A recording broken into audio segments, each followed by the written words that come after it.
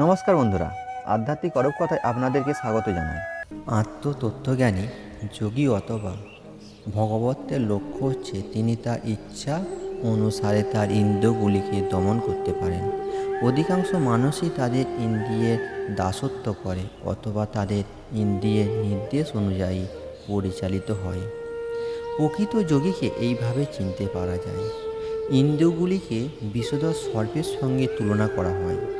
সাধারণত অবস্থায় ইন্দ্রিয়গুলিকে স্বেচ্ছাচারী, কিন্তু সাপুড়ে যেমন সাপকে পোষ মানায়, যোগী বা ভগবত ঠিক তেমনি তাদের ইন্দ্রিয়গুলিকে নিজের ইচ্ছা অনুসারে পরিচালিত করেন।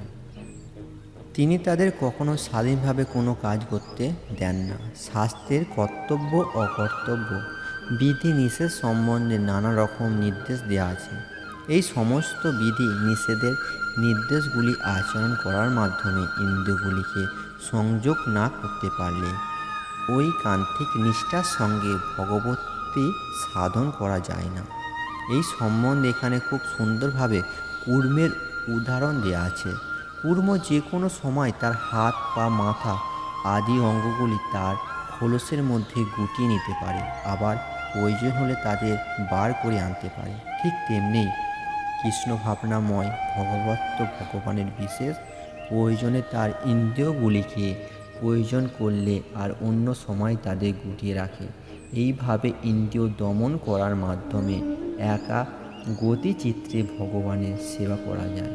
অর্জুনকে এখানে সেইভাবে নির্দেশ দেওয়া হয়েছে যাতে তিনি নিজের তৃপ্তি সাধনের জন্য তার ইন্দ্রিয়গুলিকে কাজে না লাগিয়ে ভগবানের সেবা তা নিয়োগ করেন। ভগবানের সেবা কিভাবে সর্বদা ইন্দ্রিয়াদি নিয়োজিত রাখতে চায়, কূর্মের দৃষ্টান্ত নিয়ে তা বোঝানো হয়েছে। কূর্মের মতো ইন্দ্রিয়গুলিকে নিয়ন্ত্রণ করা দরকার। রাধে রাধে।